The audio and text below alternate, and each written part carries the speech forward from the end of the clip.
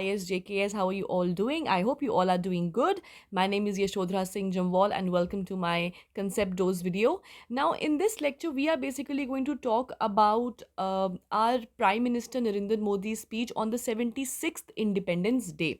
However, बहुत confusion रहा है कि 76 Independence Day है तो 75 साल आज़ादी महोत्सव कहा गया है. Basically we have completed 75 years और इस साल जो हमने 2022 को 26 जनवरी जो हमने 15 अगस्त जो हमने मनाया है, that is the independence day, that has completed 75 years and this was the 76th independence day.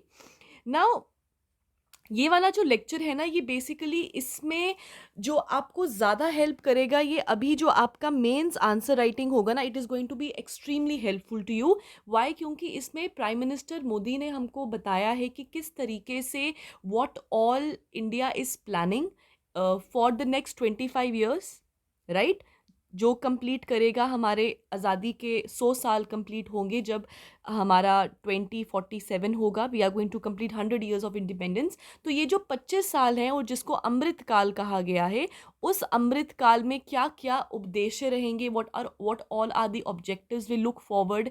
इसी के साथ विमेन रिलेटेड इश्यूज़ के बारे में बात किया गया है, करप्शन रिलेटेड इश्यूज़ के बारे में बात किया गया है. So it is going to be helpful for you in GS paper 1 society के रिलेटेड. आप इसको हेल्प कर सकते हैं, या आपको एथिक्स आंसर राइटिंग में ये बहुत ज़्यादा जो है ये लेक्चर जो है पर्टिकुलर आपको हेल्पफुल रहेगा. Now, not only about what all are the approaches towards the अमृत काल, उसके बारे में नहीं, इन्होंने जो चीज़ें और हाईलाइट की हैं, that is what are the problems, जिसमें आपका करप्शन आ गया, नेपोटिज्म आ गया, भाई भतीजावाद was the word which was used by prime minister Narendra Modi ji, जिन्होंने इस जो हमारा जब फ्लैग होस्टिंग हुआ था उस टाइम पे. सो हम इन चीज़ों को जो है वन बाय वन जो है वो डिस्कस करेंगे. So let's get started. Now this was यहाँ पे जब हमारा इंडिपेंडेंस डे हम मनाते हैं रेड फोर्ट में, तो उस टाइम पे जो हमारा फ्लैग होस्टिंग होता है, it is done by the prime minister, him और हर सेल्फ. जो भी होगा वो हिम भी हो सकता है, हर भी हो सकता है. और इस बारी हमने 76 इंडिपेंडेंस डे बनाया है और मार्क किया है 75 ईयर्स ऑफ इंडिपेंडेंस. और जो अगले 25 साल हैं ये हमारे, ये समृत लिखा है, ये बेसिकली अमृत काल हैं. ठीक है. नाउ व्हाट आर दी की हाइलाइट्स जो इसके बारे में जो है वो बात किया गया है. नंबर 1, इसमें बात किया है उन्होंने हमारे फ्रीडम फाइटर्स के बारे में. Freedom fighters like Mahatma Gandhi, उनका अप्रोच क्या है, व्हाट ऑल ही वांटेड. आपके BR अम्बेडकर जी के बारे में बात की है, सुभाष चंद्र बोस, भगत सिंह, इन सब लीडर्स के बारे में बात किया गया है. हमारे जो है freedom fighters, all those people who have contributed to for us to achieve freedom, उसको जो है अपने स्पीच में हाईलाइट किया गया है by Narendra Modi sir, that is our prime minister, right. इसी के अलावा जब इन्होंने विजन बताया था ऑफ आवर फ्रीडम फाइटर्स, इन्होंने बात किया है about Antyodaya, which is basically एक आपका विजन है बाय महात्मा गांधी. और ये जो Antyodaya, it basically talks about the poorest of poor. Poorest of poor कहने का मतलब ये है कि इसमें हाईलाइट किया गया है कि इंडिया को अगर अपने अमृत काल में एक्चुअली में डेवलप होना है, आत्मनिर्भर बनना है, पूरे तरीके से सक्षम होना है, तो भैया इंक्लूसिव डेवलपमेंट बहुत ज़रूरी है. और inclusive development of 130 crore people, it is very important.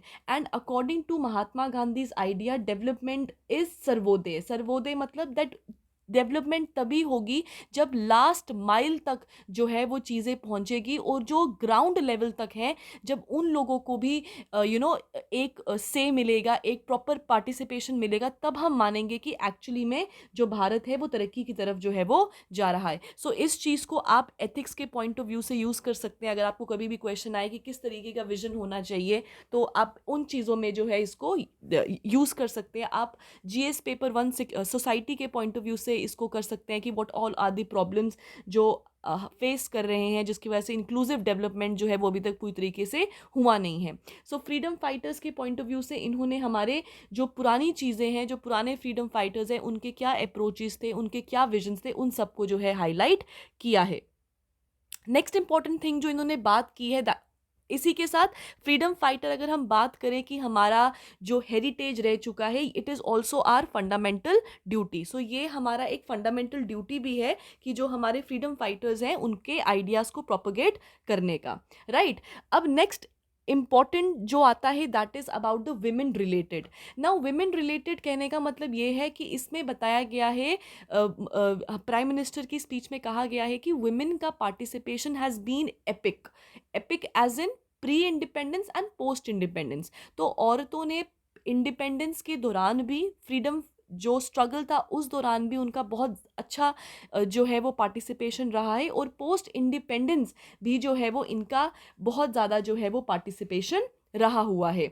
इसी के साथ अगर मैं बात करूं विमेन के बारे में, अगर हम बात कर रहे हैं तो हाल ही में इंडिया की first tribal person who has become our president that is madam Murmu, वो बनी है हमारी president, and she is the first, she is the second women to be the president, Draupadi Murmu, and the first tribal person to become the president of a country like India, which is the largest democracy in the world। और जब India democracy की तरफ बढ़ा था, constitution को लेकर चला था, जो कॉन्स्टिट्यूशन के प्रोविजंस हैं उनको लेकर चला था, तो बहुत से ऐसे क्रिटिक्स थे जिन्होंने कहा था कि this democracy is not going to last long, but it is a very एक तरीके का बहुत बड़ी बात है इंडिया के लिए कि आज 75 ईयर्स के बाद भी आर कॉन्स्टिट्यूशन स्टैंड स्टिल, और अभी भी according to the Keshav Nanda Bharati case 1973, the basic structure of the constitution, it cannot be changed। ठीक है। सो वुमेन रिलेटेड इश्यूज के जो विमेन का पार्टिसिपेशन है उसके बारे में बात किया गया था। Not only women related participation but also issues. कहने का मतलब ये है कि आज देखो, रिजर्वेशन जो है विमेन का, पहले तो विमेन का पॉलिटिकली जो पार्टिसिपेशन है वो बहुत कम है, ऑलमोस्ट 17% जो है वो पार्टिसिपेशन विमेन का है इन आर पॉलिटिक्स। और अगर हम लेबर फोर्स पार्टिसिपेशन रेट के बारे में बात करें 2022 का, जो जिसमें उन्होंने 15 साल से अबव के जो है विमेन को लिया है, और अगर हम 2019 की बात करें तो उसके अकॉर्डिंग सिर्फ 21% औरतें ही हैं which are either working or they are looking for work, जबकि ये 2019 के आंकड़े हैं। और अगर आप 2005 के आंकड़े देखो तो वो ज़्यादा था, वो आपका 32% था। सो उसके कंपैरिजन में जो लेबर फोर्स पार्टिसिपेशन है वो गिर गया है नीचे। इसी के साथ जो आपका विमेन एंड गर्ल्स है वो एक सिग्निफिकेंट पार्ट प्ले करता है in the India's demographic, in India's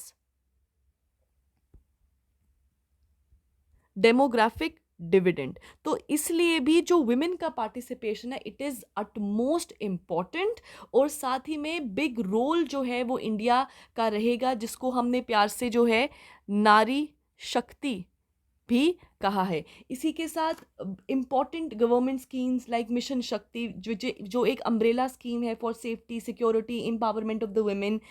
इसी के साथ नेशनल स्टेट डिस्ट्रिक्ट लेवल पे हब्स बनाए गए हैं for the empowerment of women, women helplines, one stop centres बनाए गए हैं, स्किल डेवलपमेंट के related, harassment at work place के रिलेटेड, उन सब इश्यूज़ के ऊपर भी बात किया गया है।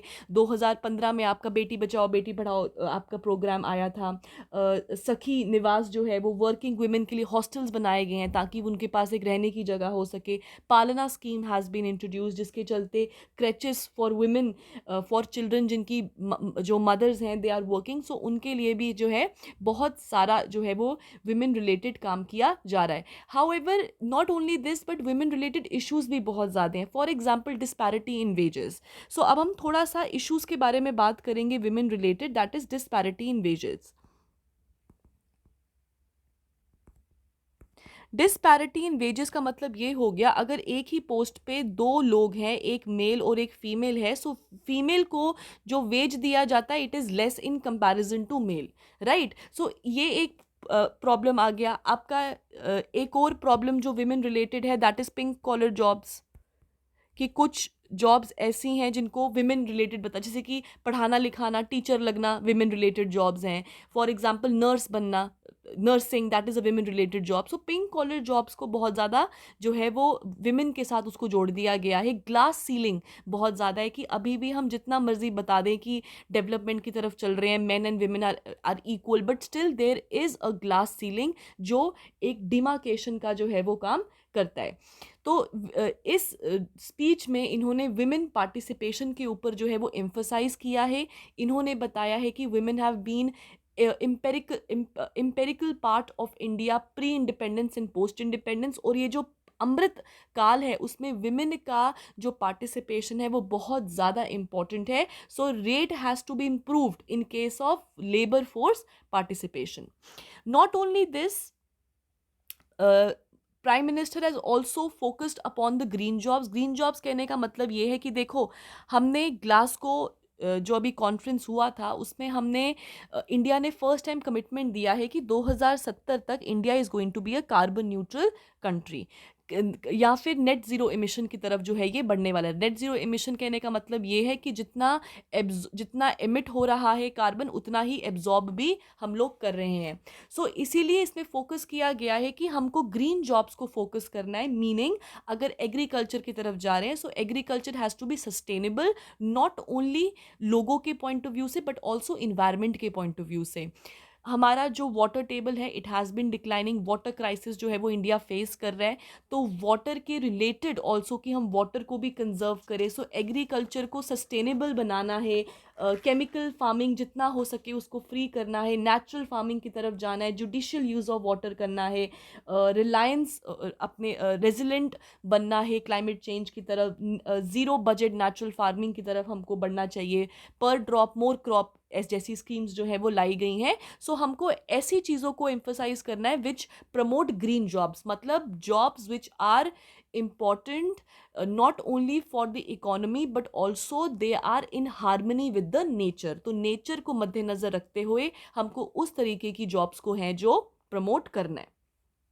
Another key highlight is about the unity। For example, इस बारी जो कैंपेन स्टार्ट किया गया था हमारा, दैट वाज हर घर तिरंगा, और मुझे लगता है सिर्फ 1 या 2% लोग ही होंगे जिन्होंने अपने घर के बाहर जो है वो झंडा नहीं लगाया, अपनी गाड़ियों पर झंडा नहीं फहराते हुए वो निकले थे बाहर। सो ये बेसिकली जो कैंपेन है ये क्या प्रमोट करता है?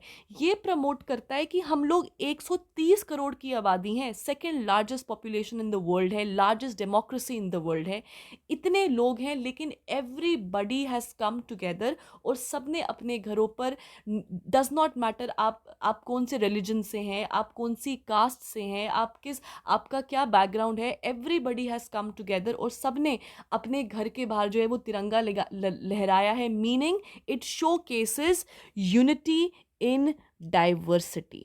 सो अगर आपको क्वेश्चन आता है इंडिया की डाइवर्सिटी के ऊपर, इंडिया की हार्मनी के ऊपर, यूनिटी के ऊपर, तो आप उसमें हर घर तिरंगा का एक एग्जाम्पल दे सकते हैं कि कैंपेन्स लाइक हर घर तिरंगा, उसमें पता चलता है कि भाई यहाँ पे कितनी सारी जो है वो यूनिटी है लोगों में। ठीक है, इसी के साथ prime minister has also highlighted India's beautiful exceptional performance in the Commonwealth games जो 2022 में हुए थे। सो कॉमनवेल्थ गेम्स के ऊपर भी इन्होंने बताया है कि इंडिया ने कितने सुनहरे मेडल्स जो हैं वो जीते हैं, सिल्वर मेडल्स, ब्रोंज मेडल्स, सो उन सब चीज़ों के बारे में भी बात किया है। इसी के साथ कुछ issues, for example corruption and nepotism, that is your भाई भतीजावाद के बारे में जो है बात किया गया है।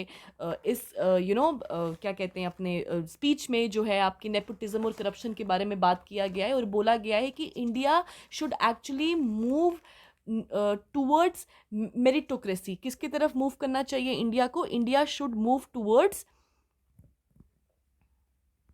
मेरिटोक्रेसी, मतलब जो मेरिट है, पीपल हु आर डिजर्विंग उनको आगे लेके जाओ, ना कि अपने भाई भतीजों उन सबको जो है आप आगे लेके जाओ। मतलब टैलेंट ग्रोथ ऑफ कंट्री के ऊपर जो है वो फोकस किया गया है, क्योंकि नेपोटिज्म और करप्शन की वजह से जो एक्चुअल रियल टैलेंट है इंडिया का वो आगे नहीं आ पाता है। सो ये कुछ प्रॉब्लम्स हैं जो हाईलाइट किए गए हैं इन इन इन प्राइम मिनिस्टर्स स्पीच। ठीक है, अनदर थिंग जो बात किया गया है दैट इज़ डिजिटल इंडिया। याद रखिएगा, हर एक जो अभी तक प्राइम मिनिस्टर्स जब आते हैं तो कुछ कुछ के ना बड़े एपिक से वो रहते हैं, क्या कहते हैं, स्लोगन्स रहते हैं, राइट। सिमिलरली इस बारी भी जो स्लोगन दिया गया है by the prime minister that is जय जवान, जय किसान, जय विज्ञान एंड जय अनुसंधान। अनुसंधान का मतलब होता है रिसर्च एंड डेवलपमेंट, मतलब इंफ्रास्ट्रक्चर बिल्डिंग करना है इन दी अमृतकाल। एंड उसके अलावा क्योंकि हमारा जीडीपी का ऑलमोस्ट लेस देन 1% ही है जो हम R&D के ऊपर खर्चते हैं। सो इस बारी फॉर 2047 विच इज़ अमृतकाल जो हमारा रहेगा 25 सालों का, उसमें हमको विज्ञान के ऊपर भी फोकस करना है और साथ ही में हमको रिसर्च एंड डेवलपमेंट के ऊपर भी क्या कहते हैं फोकस करना है। रिसर्च एंड इनोवेशन के ऊपर भी हमको फोकस करना है ताकि इंडिया जो है वो एक्चुअल तरीके से जो है वो आत्मनिर्भर बन जाए। क्लियर हो गया जी आपको? और इसी के साथ since we were talking about the green jobs and we talked about the carbon neutral, तो आपको ये पता ही होगा जो पाली विलेज है जम्मू एंड कश्मीर का, that has become the first carbon neutral panchayat in India. So आप वो चीज़ भी याद रखना, और आपको कभी भी अगर इन्वायरमेंट रिलेटेड अगर क्वेश्चन आता है तो आप उसमें एज अ एग्जाम्पल उसको भी पुट कर सकते हैं। Now not only this, for the 25 years which are coming for the Amritkaal, उसमें prime minister has taken up 5 pledges, और उन 5 प्लेजेस को बताया गया है as the road map for 2047। So इसको हम प्यार से क्या बोलते हैं? हम इसको प्यार से कहते हैं पंच प्रण। पंच मतलब 5, प्रण मतलब कि pledge. So what are those 5 pledges? The first pledge is कि हमको जितना हो सके, जितना ज़्यादा हो सके, we have to move towards developed India. और वो डेवलप्ड इंडिया कैसे होगा? अगर इंक्लूसिव डेवलपमेंट होगी, लास्ट माइल तक जो है वो रिसोर्सेज पहुंचेंगी, डिजिटल जो डिवाइड है वो ख़त्म होगा, वेज डिस्पैरिटी है वो ख़त्म होगा, इक्वालिटी आएगी, वुमेन पार्टिसिपेशन बढ़ेगा। सो ऑल दीज थिंग्स जो है उसके लिए हमको रिजॉल्व करना पड़ेगा ताकि हम डेवलप्ड इंडिया की तरफ जो है वो मूव कर पाए। इसी के साथ another highlight of the speech was erase all traces of servitude, which actually means, इसके स्पेलिंग जो है यहाँ पे गलत लिखे हैं, विच एक्चुअली मीन्स कि हमको स्लेवरी को एबॉलिश करना है, मतलब कि एक भी आउंस ऑफ स्लेवरी जो है उसको रिमूव करना है, because we have been slaves, slaves तो नहीं but we have been under the British empire for more than 200 years। तो वो स्लेवरी को अब इंडिया बर्दाश्त नहीं करेगी। हाउएवर इंडिया स्लेवरी किसी का है भी नहीं, बट हमारे यहाँ पर भी जो कुछ चीज़ों के चलते जो है अभी भी कुछ एरियाज़ हैं जहाँ पे because of money issues, economic disparity की वजह से people end up being slaves of the rich people and all. So किसी भी तरीके का स्लेवरी जो है उसको जड़ से उखाड़ना है। इसी के अलावा B proud of the legacy, meaning जो हमारा ग्लोबल और हमारा जो ग्लोरियस हेरिटेज रहा है उसको प्राइड की तरह हमको अपनाना चाहिए। मतलब वही हमारे फ्रीडम स्ट्रगल के बारे में, फ्रीडम फाइटर्स को लेके, और यहाँ तक कि हमारा फंडामेंटल ड्यूटी भी है ये, तो we should be proud of our legacy. इसी के साथ इंडिया की स्ट्रेंथ क्या है? इंडिया की स्ट्रेंथ है उसकी डाइवर्सिटी, और उस डाइवर्सिटी में स्ट्रेंथन करना है अपनी यूनिटी को। So strengthening unity, meaning unity amongst all. इसी के साथ इन्होंने बोला है ड्यूटीज ऑफ द सिटीजन। इन्होंने कहा है कि जो भी हमारी ड्यूटीज हैं, मीनिंग विमेन रिलेटेड ड्यूटीज हैं, हमारे इन्वायरमेंट रिलेटेड ड्यूटीज हैं, हमारे हमारे हेरिटेज रिलेटेड ड्यूटीज हैं, कंट्री रिलेटेड ड्यूटीज हैं, तो every duty of the citizen उसको अबाइड करना चाहिए। और जब हम सिटीजन की बात करते हैं, it also includes the prime ministers and the chief ministers, meaning that duties of every citizens they need to be abide by also your prime ministers and your chief ministers।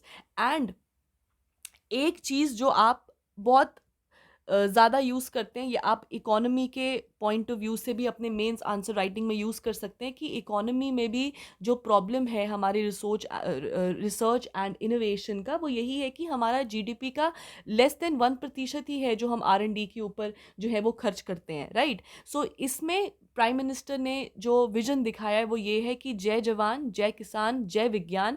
This was जो है आपका जय जवान, जय किसान, जय विज्ञान, it was given by Atal Bihari Vajpayee, और प्राइम मिनिस्टर मोदी ने ऐड किया है जय अनुसंधान, मीनिंग रिसर्च एंड डेवलपमेंट.